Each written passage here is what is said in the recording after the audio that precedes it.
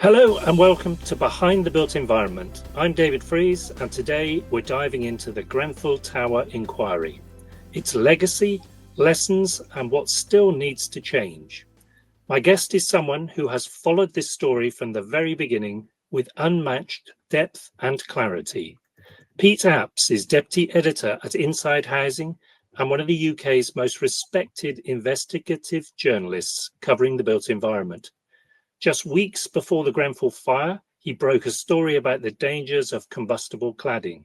His book, Show Me the Bodies in 2022, How We Let Grenfell Happen, won the Orwell Prize for Political Writing and exposed systemic failures in regulation, corporate responsibility and safety culture. He's written for The Guardian, The Times, Private Eye and many others, and he was the keynote speaker at the 2024 BESA National Conference in London, where he shared his reflections on industry reform and culture change. Before we go into the detail, Pete, we always like to start with a yes or no answer to kind of set the tone and the pace. Welcome, by the way. Oh, well, thank you for having me. Our pleasure. So yes, no, if possible, please. Do you believe the Grenfell inquiry has changed the construction industry for the better? Yes. Is it possible today for a tragedy like Grenfell to happen again? Yes. Do you think the construction industry tolerates a culture of good enough or doing the right thing? Sorry, I'll do that one again. Do you think the construction industry still tolerates a culture of just good enough over doing the right thing? Yes. Can a contractor or engineer realistically say no to unsafe practices and still stay competitive? Yes. And finally, do you think the government is serious and fast enough about implementing the inquiry's recommendations? No. Inquiry. I've been Trumpified. Yeah. Happy to expand beyond yes or no on any of those questions if you want, David. But... Well, I hope so. Because I'd like to sort of delve into that if I can. So, you know, the Grenfell inquiry was a central part of your working life for what, 6 years or more? Yeah. What have you been doing since then, if you don't mind me asking? Since the end of the hearings? I've been sitting in the dark room recovering, I think. No, I mean, it's so when did it actually finish? I guess we had our final hearings in November. I sort of the years are blurring somewhat, but I think it was November 2022 when the final hearings happened, and then the report came out in September 2024. You know, I mean, I've been writing a lot of things, but unfortunately still very much about building safety. You know, it's not an issue that has gone away, and it's not an issue that shows any sign of going away. And so there continues to be demand for more information about, you know, where we're at, how we got here, where we're going in the future.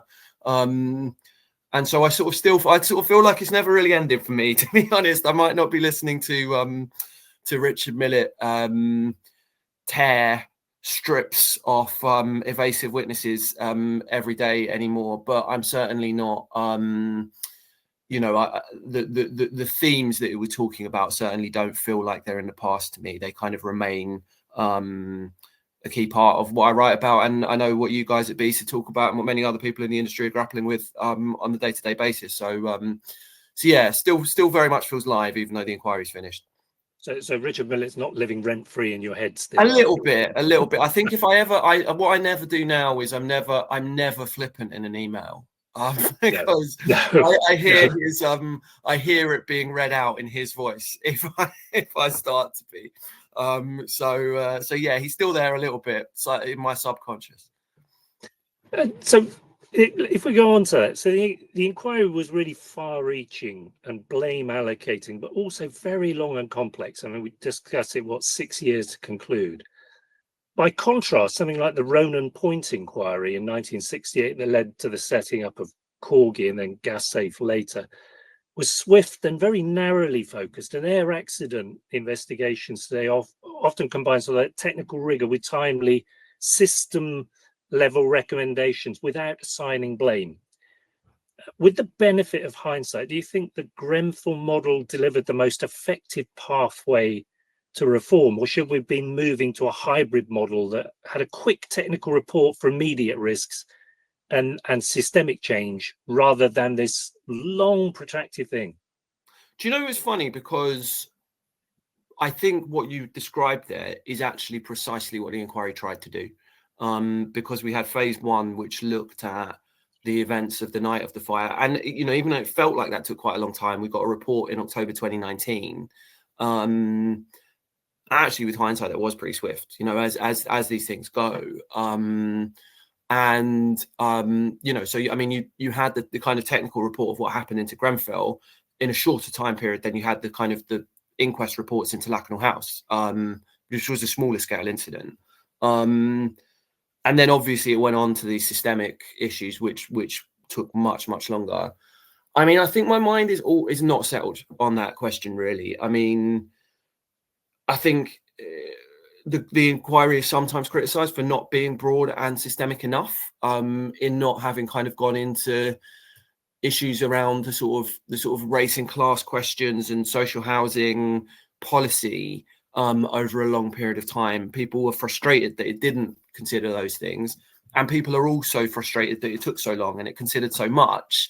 And you can't have both of those, really, because if it was going to do that sort of systemic look, it was going to take time. And yeah, I mean, I think to be honest, I was always more frustrated when I felt like the inquiry wasn't asking enough questions. I think particularly in the corporate module, so the one that looked at Arconic and Kingspan and Celotex, I don't feel that they went high enough up the chain. And I found that more frustrating than the times when I felt like they were going into a bit too much detail. I think there were a couple of instances where things like the gas supply to the tower and the smoke extraction system, both of which are very important issues in their own right, and to the industries that are involved in those areas, important, but they weren't big causation issues in the fire. And spending weeks on those issues felt like we could be moving forward to the meat a bit more. But that is much, much, much easier to say with hindsight. Broadly speaking, I think the inquiry did okay. I think it did okay, especially in the context of it happening with COVID. And, I reckon with hindsight, you could knock maybe 3 or 4 months off, but you're not going to change the timescale outright if you wanted to get the information that they've got to light. And I think it's better that we are able to have that discussion now with all of these things in the public domain than if we'd have just had, as you say, an airline style black box investigation, which would never have really told us. It would have told us how the fire spread, but it would have never really told us how the building ended up in the state it did. And I think we stand a much better chance of seeing justice and change now that we have that than we would have if we didn't. I mean, I was an avid listener to the BBC podcast on the Grenfell Inquiry. That kept me up to date with it, but I was staggered by so few people in the industry listened to it. They didn't even know it existed, and it still very much feels like, I think for many in the industry, that Grenfell happened in another country. And once they do, but it was high rise. It was about cladding. It was high rise resi. Nothing to do with the industry I'm in. Yeah. We still hear that a lot.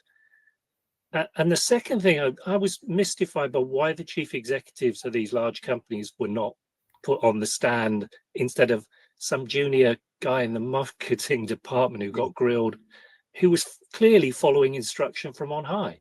Right. I mean, I agree with both of those observations. I mean, I think it's a very, the BBC comes in for a lot of criticism. It's my very, very, very small thing with the BBC is that I think that podcast series that they introduced and they threw resource at it. They had a whole team preparing that. It's Kate Lamble did a fantastic job presenting it and researching it, but she had a team supporting her, which the BBC funded.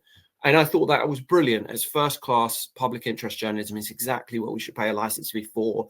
It was the argument for the continuation of the BBC's existence, and yet they buried it. I'd like the BBC homepage has, I don't, it's a sort of frightening number of views every week, and sort of registered in the billions. And you couldn't find that BBC Grenfell Inquiry podcast unless you went looking for it. And I was just like, I was immensely.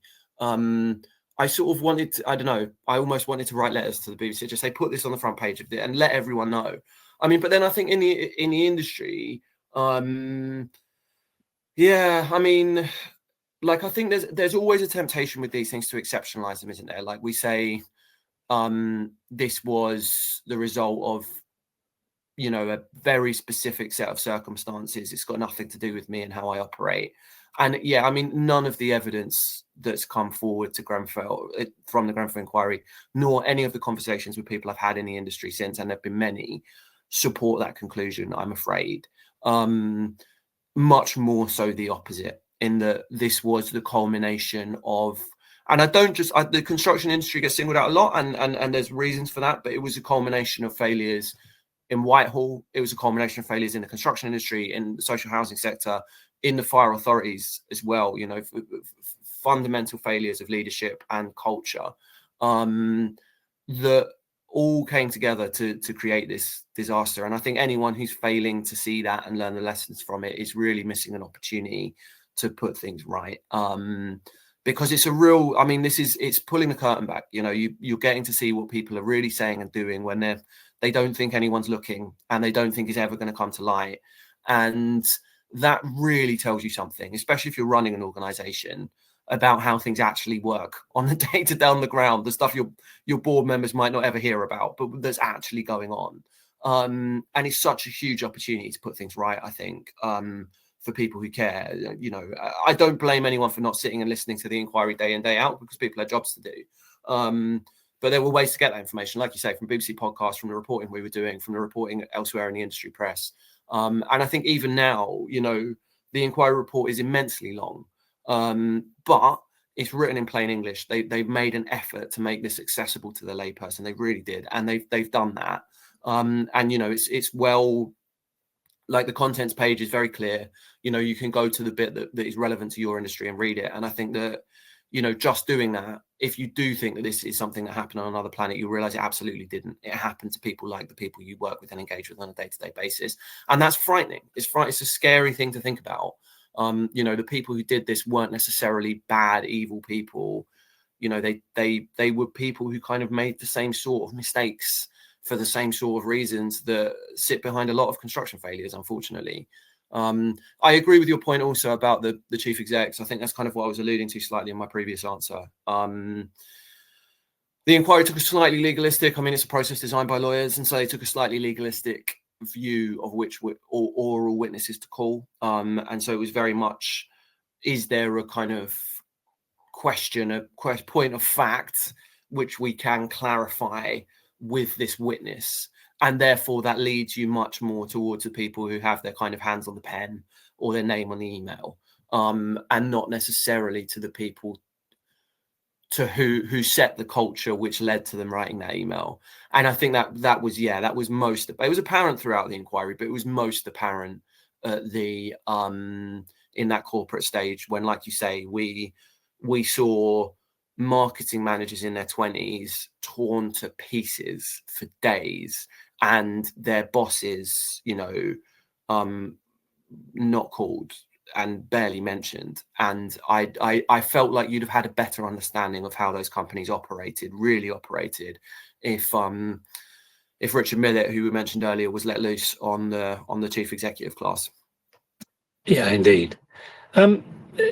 The inquiry criticises deregulation agendas for undermining safety, and I think those were one of the kind of mouth open moments around the deregulation. Can deregulation and safety ever be reconciled? Because I think we're heading into another round of, can we find regulation that we can remove?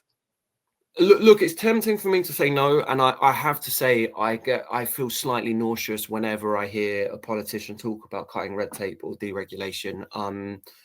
in light of what I know about what happened in the years before Grenfell and the consequences that had. I think what I would say, I think is very hard in the context of fire safety. It's very hard, but I don't want to come across like a political ideologue who just wants everyone to be tied up in red tape and no one to be able to do anything. That's not realistic. I think it is possible. I think it is possible. I think it is sometimes the case that regulations have a perverse effect. I think it's sometimes the case that regulations become a route for companies to make profit that they don't necessarily deserve. And I think that is actually an odd part of the Grenfell story, and that you could argue some of the insulation sales, the way we were doing that. I'm not against properly insulating buildings. I am against introducing regulations that just mean you sell insulation that properties don't necessarily need. And so I think that regulation, you can remove regulation without damaging safety, but you have to have safety as your priority in regulation. That's the thing that I think. And unfortunately, we don't. What we have is freedom of industry and profit, unfortunately, as the priority in that deregulatory mindset. And that might be just about okay if we're talking about standardizing raincoats or whatever. It's not okay when we're talking about building buildings that aren't going to burn down, and it's not okay if we're talking about how we get children and disabled people out of buildings in the event of a fire. The consequences of that, even if they feel remote, when these high-level discussions are had, should be obvious to everyone. And so in a fire safety context, I think it's possible, just probably possible if you have very, very clever people doing it and a very clear moral purpose, but I think it's very hard. Yeah. We have a saying here that we're often under the misapprehension the client wants a building. They don't. They want a return on investment, and that's a different thing. Well, I mean, I think that is true, David, and I think that it's possibly something that the whole reform post Grenfell has really not properly engaged with it, and it's looked at the contractors and it's looked at the designers, and it's almost a similar sort of mistake to what you were saying earlier about the chief executives, and we're looking at these sort of mid-management marketing people and going like, why on earth were you only interested in profit? And it's sometimes feels the same, and that we're saying to designers and contractors, why are you only interested in the bottom line? And it's like, well, because you're working for a client who's only interested in the bottom line. And where that there hasn't been enough conversation about culture change for the client, and the client saying, yeah, I want to build a safe building. I want to build a building that I'm proud of. And there's a model problem there as well, because you need really clients that are still going to be responsible for that building 30, 40, 50 years in the future. And they're not a lot of the time. And, some of the legal changes have sought to kind of change that. But I think that there is a problem. But I think this is you asked me a series of yes or no questions at the start. One of the kind of most the one I had to ponder most probably about that was can a contractor, I think I can't quite remember how you phrased it, but can a contractor prioritize safety and still be commercially competitive? And I said yes, but that is yes with a caveat. it's that over time, I think that there are organizations who gain a reputation for doing the right thing, even if it's not the most commercially expedient or the thing the client wants. And over time, those organizations become successful because they trade on their reputation. And I think that should be the aim, really. It should be, look, hey, we're not going to bosh this together for the cheapest price. We're going to do it right, and it's going to cost you a little more, and you're going to come to us and pay us a little bit more, because we're not going to look for the cheapest materials and the cheapest subcontractors. But you're going to know that when we're finished, you've got a fully compliant, fully safe, beautiful, well constructed building. And to try, I can't believe that there isn't a space in the market for that sort of trading reputation. Well, there is, and there are clients who do that without doubt. And if you take into account whole life cost, the construction element is a fraction of the whole life cost of the building. And it's the short-termism, I think, which is part of the issue. But that kind of leads me on to where you think the next, I've termed it as battleground after report implementation. So is it around enforcement, criminal prosecutions, or is it long-term culture change, or are they all intertwined? We need, say, a few prosecutions to help that culture change. Yeah, I think there's a lot of things that are bubbling up. I mean, I think one of the things that's going to hit the industry quite hard, and it's maybe less less on the construction side and more for people who own and manage buildings, but it will have implications across the board, is we're just about to see, and we're actually just starting to see, the building safety regulator, release their first building assessment certificates through their kind of building safety case process. And that's, for listeners who don't know, that's their kind of assessment of the safety of existing buildings. So we've got the gateway process for new build, and then we've got this building safety case assessment for existing buildings. And there's going to be a lot of failures. There are going to be, we've seen, I think, just over 60 so far, of which 2/3 have failed. And not all of those have failed because they're fundamentally unsafe, but they failed maybe because a structural assessment hasn't been properly done. And there's going to be a big crunch as a result of that. That's going to have implications for mortgages, for insurance. It's going to have consequences for what clients are procuring in terms of existing buildings and so on. And then a further conversation about what safety actually means and what acceptable risk actually means, and all of that sort of thing. So I think that is going to come up in quite a big way over the next few months. I think, like you said, I mean, for the Grenfell community, it was the anniversary just last weekend. I was at the tower, talking to people and listening to some of the speeches and all of that sort of thing. And I mean, we've gone 8 years without anyone being prosecuted. We've had an inquiry report which sets out a very obvious wrongdoing. I don't know whether I'm not enough of an expert to talk about where and when it crosses criminal thresholds, but I think just on a basic moral standpoint, it's pretty obvious that people did some things they shouldn't have done, with terrible consequences. And I mean, we are now, it is a crunch point. Are people going to be held to account for that or not? And like it or not, that has implications for the kind of culture change we see. Because if people aren't held to account for Grenfell, it really does send a message. The Met Police and all the enforcing authorities are sending a message saying, we can't touch you. That is the silent message they will send if they don't prosecute anyone for Grenfell, because you kind of can't do worse, and you can't be exposed more clearly, and you can't really have worse consequences than that.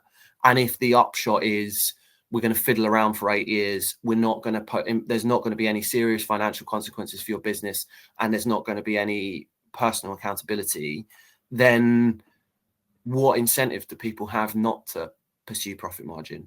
And that's unfortunate, but it's true. You need a little bit of law and order. We want, we sort of talk about it in the context of antisocial behavior. Like, it applies in a corporate context too.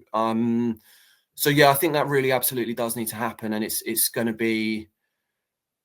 I still think the Met Police will bring some people to court, because if nothing else, from just a very kind of cynical point of view, they're a public sector organisation. It's been given 150 million quid to do a job, and that puts a lot of pressure on somebody to deliver, because you don't get that sort of money in the public sector very often. And when you do, the people who gave it to you kind of expect a result. So I think people will be brought to court. I don't know whether it will be the right people. I don't know whether it will be for the right things. And I don't know whether those cases will be firm enough to withstand the pressure that very expensive corporate lawyers are going to put on them. But that battle is still going to be fought. And I think it means I can't tell you how much it means to people who are grieving and are yet unable to move on, that process happens, and happens as swiftly as possible. Yeah, I think from our perspective, in BESA we always divide the industry up into threes. 1/3 get that they need to be compliant, they need to evidence it, they've got everything that they can do in place and get it. 1/3 go, I have no idea why I'm being asked to do this, but I'm being asked, I know I have to do it, so I'll do it. And there's 1/3 who go, so nothing to do with me, I'm not interested, never going to be interested. And that's the third we need to drive out. I do believe that most people go to work with the intention of really doing a good job. There is that moral and ethical code for most people that stop them doing the really bad things. But there's a third who doesn't apply. Do you know, And it's them. a couple of observations on that, David, because it's really, really interesting that you say that. Because that division of the industry mirrors exactly, I mean, the number of layers, 3 layers, and then the reason that you put them into those 3 brackets. There was a poster on the wall in the sales office at Celotex, which is the organization which sold the insulation for use on Grenfell Tower. And you know, there's some debate about the BBA certificate for the cladding panel, which is a very kind of external panel, and the interpretation of approved document B, all of that sort of thing. For the insulation, the foam insulation that went on the walls of the building, it was non-compliant. Like, there is no, under the guidance, under the regulations, it's non-compliant. There's no ifs or buts about it, really. So it was used when it shouldn't be. They had that same thing, 3 different tiers of the industry in terms of their awareness and their willingness to comply with the law. They had a bottom tier, which was their number 1 sales target, because these were people who they could just pick up the phone and sell to, and they would buy. And unfortunately, the subcontractor which refurbished Grenfell was sat very firmly in that bottom tier. So your way of splitting up the industry is not unnoticed by organizations that want to take advantage. And like, I can tell you, with, you know, maybe the insulation and combustibles ban has kind of taken that bit away, there are still many, many, many organizations who want to take advantage of that, either venality or naivety, depending on how you want to look at it. The second part of your question, or your comment, which I also entirely agree with, is this odd thing of most people kind of wanting to go to work and do a decent thing. People tend to, I think, you know, construction and every other industry, really, I mean, people tend to take pride in what they do and kind of want to do a decent job. I think that, again, sort of going back to the example of this very junior guy who worked for Celotex and ended up coming to give evidence at the inquiry, you see what happens in one of those tier 3 type organizations. Someone comes in and they have fairly good intentions and they kind of want to do their best, and then they get chewed up by a culture which doesn't and wants them to do something different. And I mean, this dude particularly, you know, he gave very powerful evidence, I think, about how he was 22 and just out of uni, and he was essentially being told to lie for sales. And he went home to his mum and dad, who he lived with at the time, and burst into tears at the kitchen table because he was saying, I don't want to do it. I don't feel like it's right. But he didn't have the status in the organization to argue against that. And so you see him at that stage, sort of 22. But then you've got other people who are sort of more 45, 50 and older, and they've been in this type of organization for their entire career, and they've completely lost that connection to the sort of naive young man who walked in with ideas of doing a good job. And so I think that there is, you know, we talk about culture and it can get a little bit wishy-washy sometimes, these conversations, but that's what it means. You know, if you have that kind of culture, someone is going to come in at the start of their career wanting to do a decent job, and then you're going to spit them out at the end, and they're going to be cynical and, you know, uncaring and only focused on the bottom line. And but equally, if you're at one of these good organizations with the right culture, you will take that bit of them that wants to do the good job and turn them into a really, really top class professional who builds good buildings. So yeah, I think that matters an awful lot, essentially. And I think that you know, again, sort of tying threads together from our conversation, that idea that the industry has nothing to learn from the Grenfell Tower Inquiry, I think this is one of those examples where it clearly does. Well, we're trying to offer leadership here to the 66% who do the right thing. Yeah. And they've really got to lead and show by example, is our belief. And we've got to push the others out. And I mean, they either step up or they go. Again, to sort of go back to your yes or no questions at the start, and I'm sort of paraphrasing from memory what you specifically asked me, but I think there was one which was, has the Grenfell Inquiry changed the industry for the better? And then there was another which was something to the effect of, are people still pursuing good enough over safety? And I said yes to both of them, and I think that reflects that. I mean, I'm an outsider to this industry. I don't work in it. I never have, and I never will. I sort of float around conferences and have conversations with people and read what everyone's posting on LinkedIn, and you know, have coffees and lunches and see things I shouldn't every now and then. And that is so abundantly clear to me that there are different degrees of this. There are absolutely people in the industry who take this stuff, you know, couldn't take it more seriously, really, you know, and there are people in the industry who absolutely don't. And, you know, you're right. It has to be, I think it does have to be, let's get the regulations right. Let's get the culture right. Let's get the business model right. That clients can start to work out who the 66% are, and they start to take the business, and the economy moves in that direction. I think, like, outside of Grenfell and the sort of broader building safety crisis, people have been hurt financially because of having bad buildings built, and those sorts of cases are starting to work their way through the courts now. And I think that right now, if I was involved in commissioning someone to build something or refurbish something, quality would be at the forefront of my mind. And you've got to think that that is going to be the case for a few years yet. Do you think we're heading down the licensed contractor route? That was one of the inquiry recommendations. Do you think we're heading that way? Yeah, I think so. I think that's I mean, the government is committed to it. To work on higher risk buildings. Yeah. But I think you do then wonder, if you're a licensed contractor to work on a higher risk building, then what does that mean for the rest of the industry? So you will have a kind of top tier, like a top tier. You are the licensed one to work on a higher risk building, and now you're building something that's just below a higher risk building, but you're going to get the unlicensed guy in just because he's a little bit cheaper, or now suddenly do these licensed guys actually start to take over a bit more? And I mean, I think that's interesting. I think it could have some perverse effects. I don't think it's necessarily, it's the kind of policy that you could get wrong. But I think if it's implemented well, I think, one of the distinctions between construction and, say, medicine or law is that there isn't that body. There's not the Solicitors Regulation Authority or the General Medical Council who, doctors can't and solicitors can't just act for profit. They have to act with a degree of integrity, because otherwise there are consequences for them. And those consequences currently sort of do exist, but don't really exist enough in construction, and a licensing scheme like that would change that.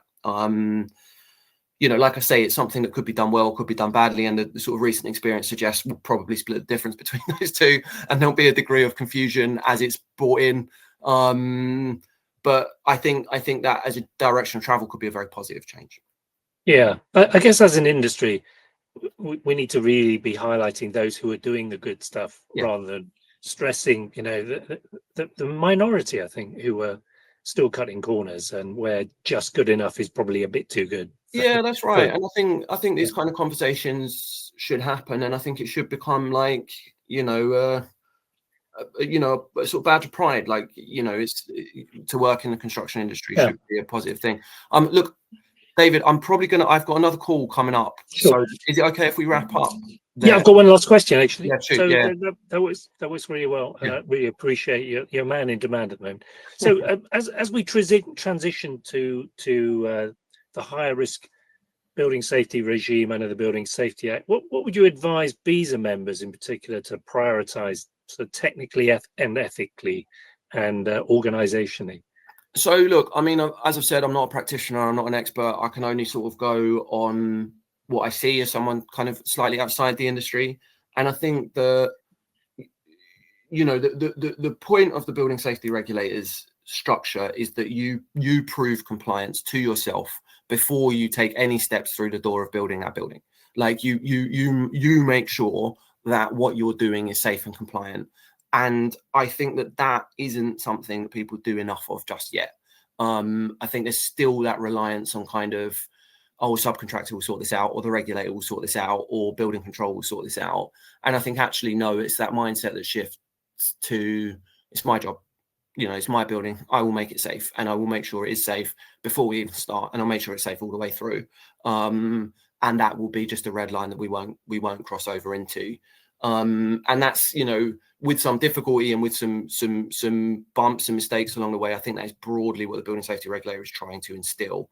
And I think that if organizations come with that mindset as well, even if the process is difficult to navigate, it will be easier to navigate if they start from that position.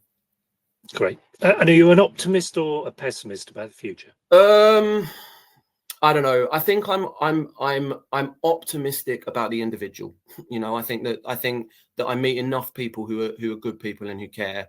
I'm a pessimist about the system that we operate in, because it doesn't always drive those kind of behaviors, and it gives an advantage to the ones who don't. But I think with enough individuals who have got the right attitude, you can start to change the bigger picture. Right. So a busy week for you.